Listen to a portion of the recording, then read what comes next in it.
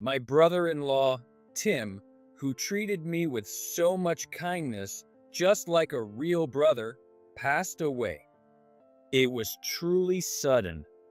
In Tim's casket, there were beautiful flowers, mementos, and family photos. As I glanced at one of the photos inside the casket, I noticed a clearly malicious photo. At that moment, I was certain Tim didn't take his own life. He was murdered by someone. Then I remembered something Tim had said to me. If anything ever happens to me, I couldn't just sit still and dashed out to the company. Yes, that's it. I ran as fast as I could and finally reached the company where. My name is Mike Murphy. I'm just an ordinary office worker. A few years ago, I married Emily, who works at the same company, and we've been living a happy life. However, Emily is not an ordinary office lady. She's the daughter of the company's president. When you hear president's daughter, you might imagine someone snobby and spoiled, but Emily is the exact opposite. She's calm and kind. She's always smiling and has established herself as the soothing presence in the office. Everyone says, when you're feeling down, just look at Emily's smile and you'll feel better. Since I'm just an ordinary office worker who happened to marry the president's daughter, my colleagues and other employees often tease me, saying, "You'll be the next president, won't you?" But of course, such a story-like scenario is highly unlikely. 95% of the time, I don't even think about it. That's because Emily has talented brothers. The family of the president, John Smith, has 3 children. The eldest is Tim, the second is Emily, and the youngest is Alex. Naturally, the whispers about the next president candidate often revolve around Tim and Alex. It would be easy to say it's because they're the president's sons, but that's not the only reason. Both of them are exceptionally talented employees. Tim and Alex work in different departments, but they consistently top the performance charts in their respective areas. They're probably sharing their achievements, competing with, and challenging each other to improve. Of course, there are other capable employees as well. But for now, there's no one who can match up to those brothers. On top of that, being the president's sons, it's only natural that one of them will be the next president. So, as a son-in-law, I don't see myself having a chance. Besides, even if I were suddenly appointed president, I wouldn't have the confidence to handle it. I'm that kind of timid person. In the same department as me, there's my brother-in-law, Tim. I've always been able to watch Tim's impressive work up close, so I know how hard he works to achieve those excellent results. Some people might call it riding on his parents' coattails, but I know that's not the case. Tim is incredibly kind, generous, and supportive. He really feels like my big brother. Even when I, a timid person, make a mistake at work and get down about it, Tim always notices and comes over to talk to me. Mike, what's wrong? You look down. Did something happen? That day, I had made a rather troublesome mistake and was feeling down about having to fix it one by one, with only an hour left before the deadline. At such times, Tim would always appear out of nowhere and speak to me. "Oh, Tim, actually, it's my first time handling a project like this. It's urgent, but this part here, everything's slightly off. I thought I had just finished it." Let me see. This. I did the same thing once and panicked too. Really? You did, Tim? It's not that surprising. Everyone starts as a newbie.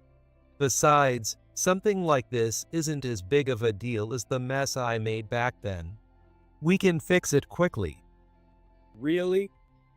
I couldn't believe that even someone as capable as Tim had made mistakes like mine, but he always offered kind words to encourage me. Mike, don't worry so much. Try doing this here. Yes, just like that. Now, see this? Yes, it's fixed. See? I told you it could be fixed quickly, didn't I? You're amazing, Tim. Thank you. Mike, you always make things seem so dramatic. Now, this should make it in time, right? Mike, as I've always said, if you have any concerns or things you're hesitant to share with someone, talk to me first. Though, like this time, we might not always solve it right away. I have the utmost respect for Tim. I can't thank him enough. Moreover, he doesn't treat me well just because I'm Emily's husband. He treats everyone this way. That's why he has earned the trust of the employees. Many employees rely on him, and he has resolved numerous troubles. His ability to handle situations flexibly is impressive. He's truly remarkable. All right, Mike, keep up the good work. Go for it. Yes, thank you. Someday, I hope I can be like him. Waving lightly, Tim left. As I watched him, he took a can of coffee from his desk and handed it to the janitor while chatting. Kenny, thank you for always keeping things clean. Here, this is for you. Hi, Tim. You always treat me well. I think I've received as many coffees from you as my salary. The janitor laughed heartily. His name is Kenny. He's been working as our janitor for decades, and Tim, Emily, and Alex have known him since they were kids. That's an exaggeration.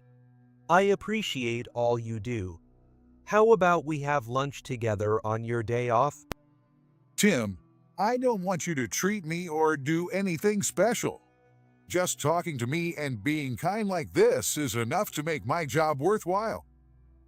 Really? Yes, watching you siblings grow up and become respectable is like watching my own kids grow. It's fun, though I guess the president might not feel the same. In our department, Tim is the only one who is so friendly with Kenny.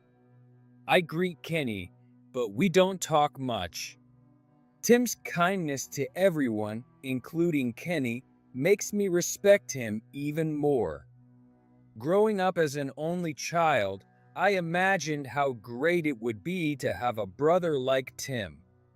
Also, Emily got married, right? I wondered what kind of guy she'd marry, and he seems so kind. He even greets an old guy like me, though he seems a bit timid. Suddenly, they were talking about me, so I listened more intently. He's a reliable and kind person who gets things done. Just as Kenny said, he's exceptionally kind. Well, if Tim acknowledges him, then I can be at ease. Tim, Emily, and Alex are all outstanding and respectable. But, you know, it's Alex. What's wrong with Alex? You see, Tim often talks to me like this, right? Alex used to be so sweet, calling me uncle all the time. But lately, when I greet him with a "Hey, Alex," he just glances at me and quickly looks away. And sometimes he even says things like, "How long are you going to be here?" Or, "You're in the way." He's excellent at his job, but his attitude. Why has he become so cold? I was listening intently since they were talking about me. Honestly, I've only met Alex a few times at my wedding to Emily. Since we work in different departments, I didn't know him well, but unlike my brother-in-law Tim, he seemed like a cold person. But Tim is so kind, and Emily is so gentle. Could their brother really be like that? It was hard to believe. One day, I forgot all about those rumors. Significant projects landed in my department. This project was said to have the potential to greatly influence the company's future. For a long time, employees had been wondering which department would handle it, and today, the president himself came to give us an overview. During his explanation, the president, John, said, If this project succeeds, I'm considering passing the CEO position to my eldest son, Tim. Hearing that, the employees, including myself, exclaimed, "Oh, it's not that we dislike the current president, but if this project's success meant Tim would be the next president, we'd be thrilled."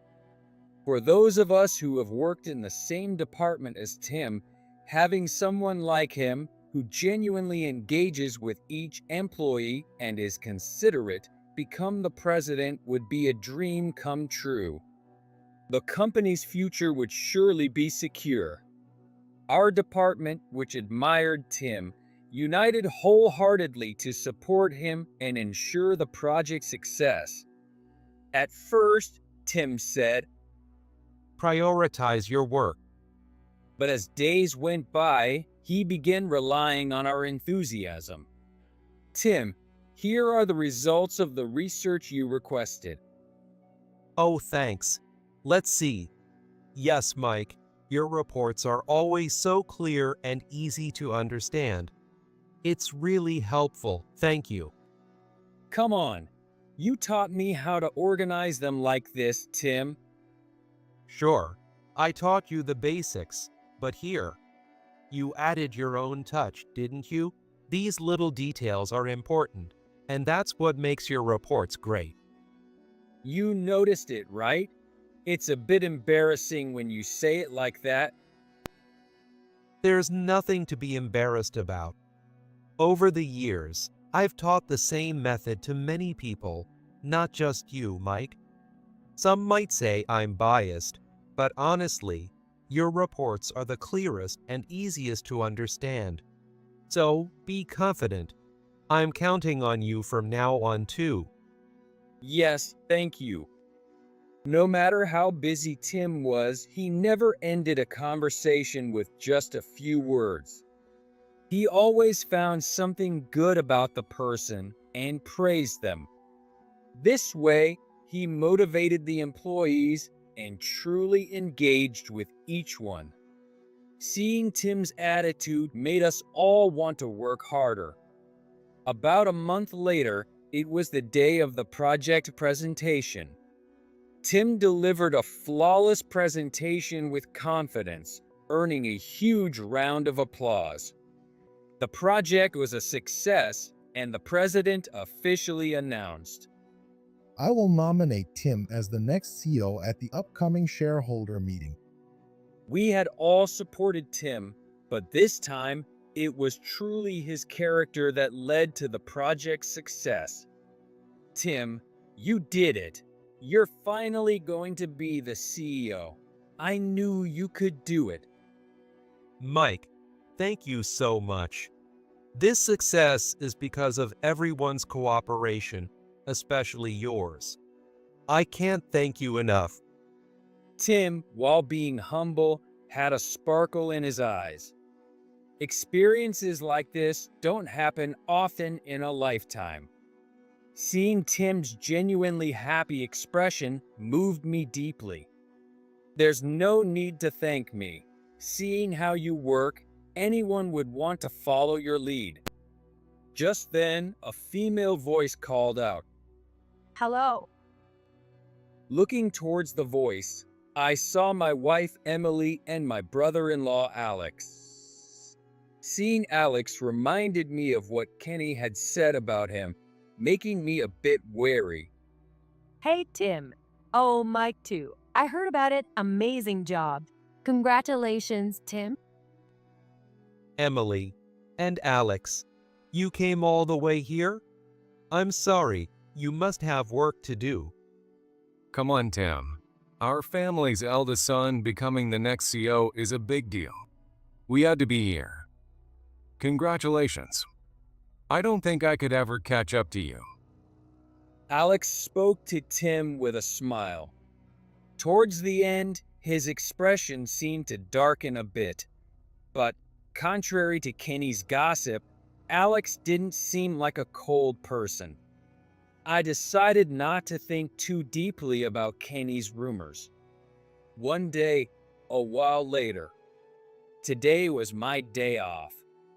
The big project was over, work had settled down, and we were free from the hectic days. Feeling drained, I was lounging lazily on the couch at home. I heard the buzz of a vibrating smartphone. Is it mine? I looked at the table behind me and saw that it was Emily's phone ringing. She answered it as usual. Hello, this is Emily.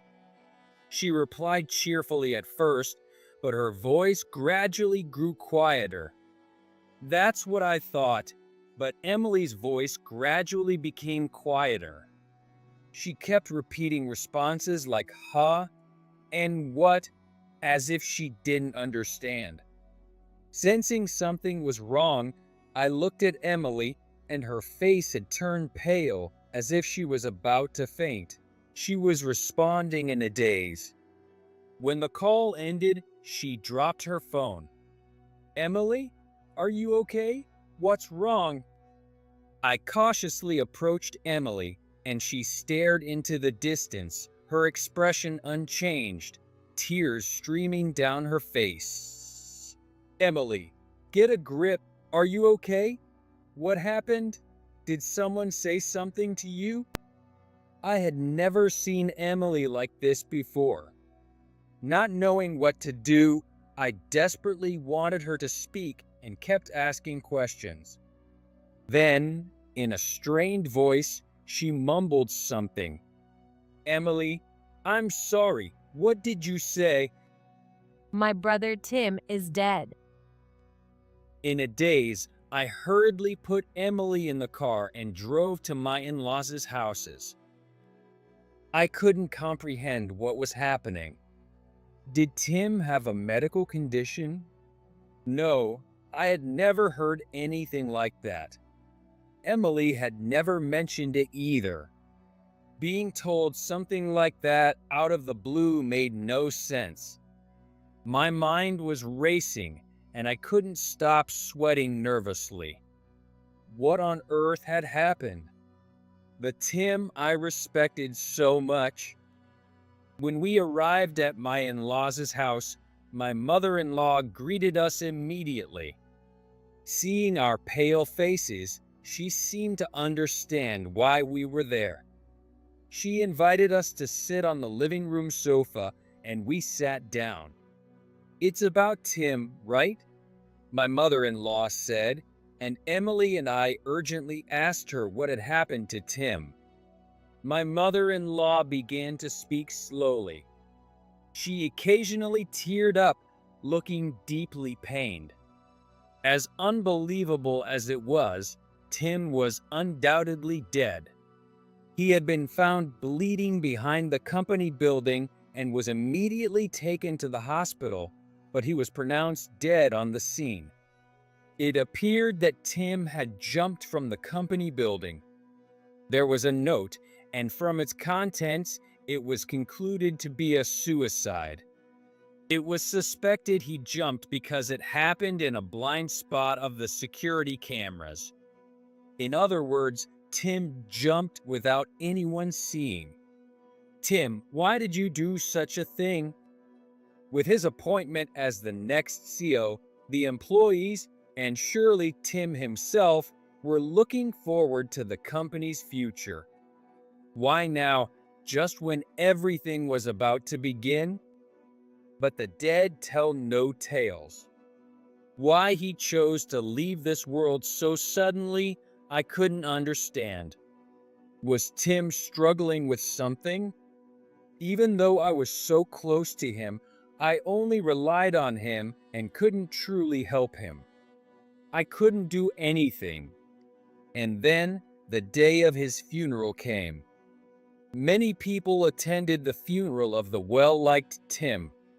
In addition to my in-laws, my family, and all the employees from Tim's department were present.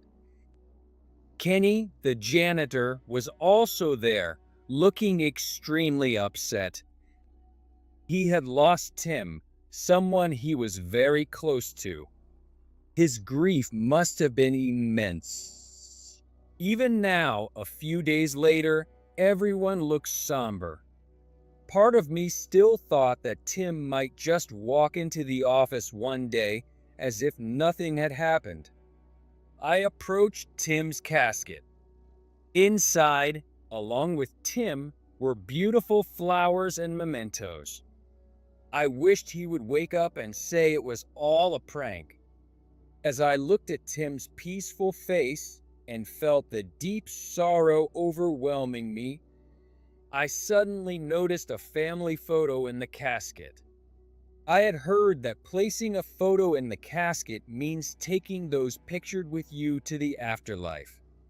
I never believed in such superstitions, but if it turned out to be true and I lost anyone else, I didn't think I could handle it. I picked up the photo to take a closer look. It showed my in-laws, Emily and Alex. But one face was blacked out with a marker. In the family photo, Tim's face was deliberately blacked out. I see. I was convinced. At that moment, I had no evidence, but I knew it. Tim didn't take his own life. Someone killed him. Someone made it look like a suicide. Believing this wholeheartedly, I couldn't sit still and ran to the office. Yes, that had to be it. I hadn't run this hard since I was a student.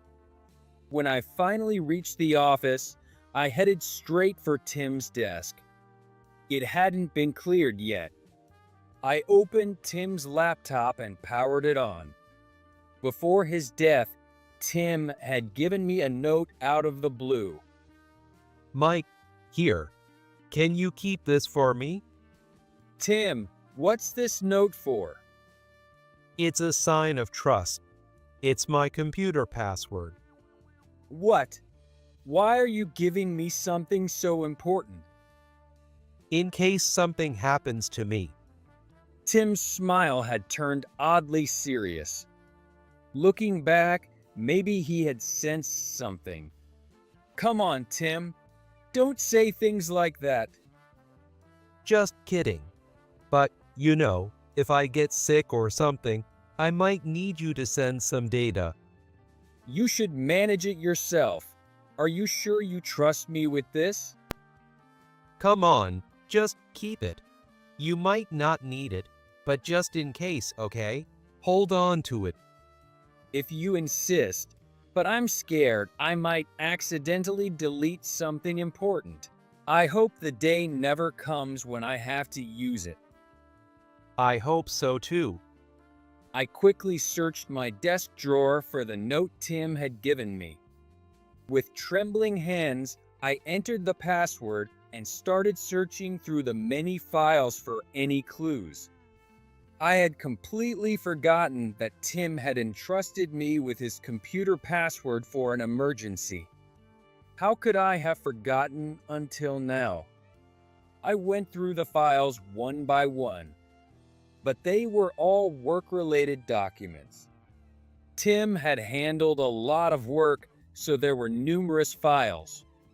It seemed like a small chance. Just as I was about to give up, I found a 15-minute audio file. All right, I'll listen to this while continuing my search. I connected my headphones and played the audio. I could hear some rustling noises and then Tim's voice. and the person he was speaking to seemed to be Alex. Hey Tim, you gotta understand. Just because that succeeded doesn't mean I'm not the more capable one. Stop clinging on and give me the CEO position. Seriously, the voice I heard was Alex's, but it was filled with resentment, nothing like the kind and supportive brother who had celebrated Tim's appointment as CEO. Yeah, Alex, you are talented, and I think I understand what you're trying to say. So you're finally stepping down. Do you know how many years I've waited for this? No, Alex, that's exactly why I can't hand over the CEO position to you. Damn, you son of a. Tim spoke calmly, trying to reason with Alex. Even when Alex intimidated him, his tone remained unchanged. Alex, your skills are essential to this company.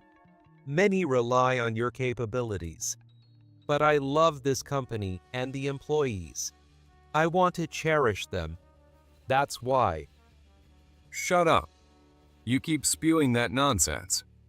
If you could protect the company with such naive thoughts, you might as well be playing house. Alex, please, think it over calmly. Fine. I got it. Alex, do you really understand? Yeah, it means you need to disappear from here. What did you say? I said, I'll make you disappear, so I can take over as CEO. That's the only way. Be ready, Tim. Footsteps fading away, the sound of a door closing. After hearing this, I immediately called the police. I explained the situation to the officers who arrived and rushed with them to the funeral home. Mike, where have you been?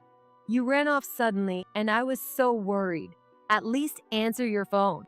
I was terrified something might have happened to you too. As soon as I returned to the funeral home, Emily ran to me, tears in her eyes. Emily, I'm really sorry. I didn't mean to worry you at a time like this, but I had to find out something about Tim. Emily, noticing the police officer standing beside me as I desperately apologized, gasped and bowed slightly to the officer. Something concerning. And you brought a police officer here? What's going on? Please, come with me for a moment. I led Emily and the officer to where Alex was. Alex, can we talk for a minute? I called out to Alex, who was sitting on a folding chair and staring into the distance. Alex turned his head towards me. When he saw the police officer behind me, his eyes widened slightly and he flinched, but then he asked suspiciously, What do you want? Alex, it was you, wasn't it? What are you talking about?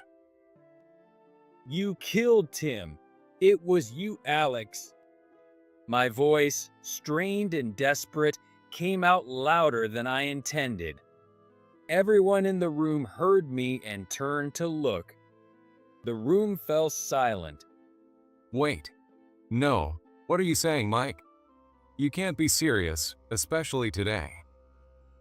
Alex quickly stood up, forcing a nervous smile. He acted as if he had no idea what I was talking about. Don't play dumb. There was a recording on Tim's computer of your conversation. You pressured him to give up the CEO position, and you even said you'd make him disappear if he didn't.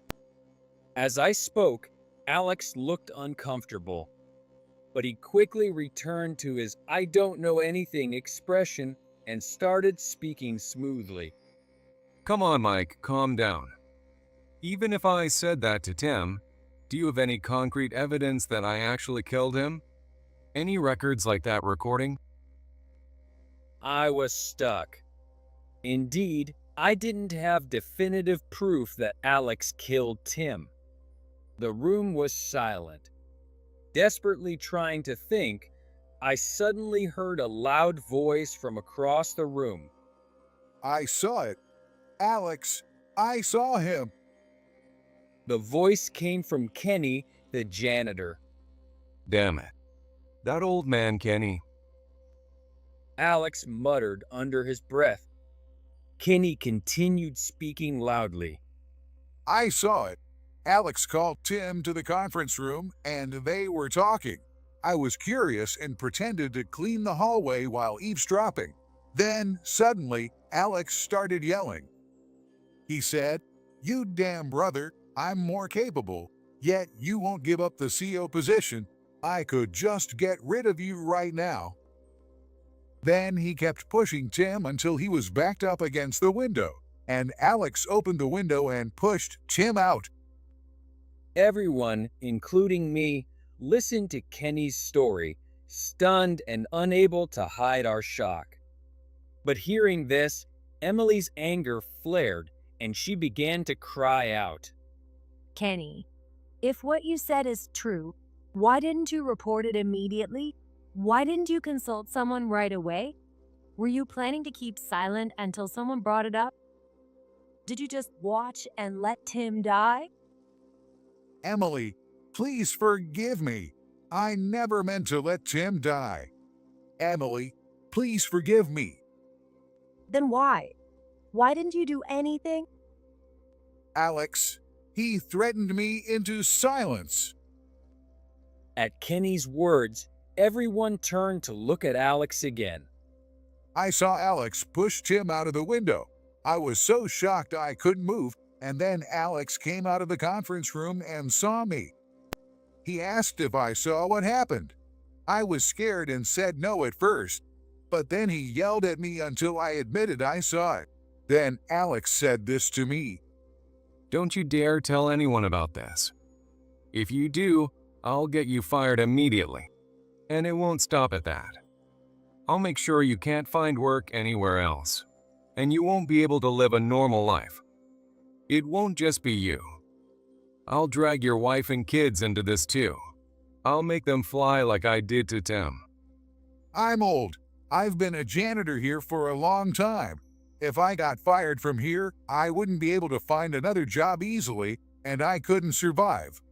And worse, my wife and kids could suffer because of me. So I was terrified. Looking back, I should have had the courage to tell someone. I'm such a fool. Please forgive me, Tim. Kenny collapsed into tears. Meanwhile, Alex looked guilty and stared at the floor.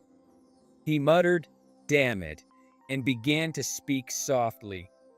I've been compared to my brother Tim all my life. Since we were kids, I could never beat him. It was frustrating. Why should I always be compared to him just because I was born a little later than such a talented guy? I could never win, so I worked insanely hard. I pushed myself to the brink of death with work. But no matter how well I performed and surpassed him, our parents always saw him as the CEO. Isn't that unfair? The best person should be the top of the company. So I told Tim that, but he wouldn't acknowledge it. He wouldn't step aside. So I had to make him understand. But he never did. So I had no choice but to get rid of him. I did it for the company, to keep it performing well and progressing. Alex. I interrupted Alex, who was talking about his jealousy towards Tim, and sat him down, saying I had something important to tell him. I found this document on Tim's computer. When I was going through the files, I found a message addressed to you. Please read it. I handed Alex the printed document. To Alex, if you are reading this, I am probably no longer in this world. I don't like to think about it, but... The document began with this line and contained Tim's thoughts on how he wanted Alex to lead if he became CEO. I want you to be a kind leader. Talent alone won't make employees follow you. Employees are the company's treasure. You're talented enough to do this. It shouldn't be too hard for you. So, be kind and considerate. If you can become such a person, I will gladly support you as the CEO. And if I could be there with you, we could grow the company together. As Alex read the letter from Tim, tears streamed down his face. Tim always praised you as being very talented, Alex. Hearing my words, Alex collapsed to the ground, crying loudly. Tim, I'm so sorry. He kept crying and apologizing. Alex was then taken away by the police. In the trial that followed, Kenny and I testified as witnesses. Kenny's testimony was decisive, and Alex was found guilty. Some time passed, and you might wonder what happened to the CEO candidate. Well, it came to me, with Tim gone and Alex serving his sentence. My wife Emily has been mentally affected by the whole incident and is currently on leave. Therefore, being the one closest to Tim, who learned a lot from him, I, Emily's husband, was promoted to department manager and became a candidate for the CEO. Honestly, I never expected to be in this position, so I'm anxious. Especially because Tim isn't here to consult with anymore. Tim, do you think I can do this? I muttered, holding Tim's photo. You can do it. I heard Tim's voice behind me. I turned around instinctively, but Tim wasn't there. Mike, what should I do about this? Mike, I'm sorry, I messed up here. Mike. Mike, I prioritize being kind, supportive, and empathetic to everyone, just like Tim was. If I do that, even someone prone to mistakes like me can inspire everyone to work together, trust me, and follow my lead. If I can become a supportive manager and CEO. Watch over me, Tim. I placed Tim's photo on my desk and got back to work.